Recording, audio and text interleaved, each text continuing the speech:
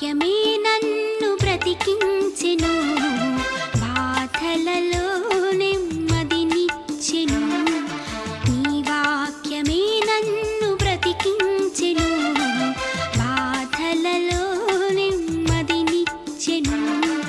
కృపాశక్తి దయాశక్తి సంపూర్ణుడా, వాక్యమై ఉన్న యేసు వందనమయ్యా. కృపాశక్తి దయాశక్తి సంపూర్ణ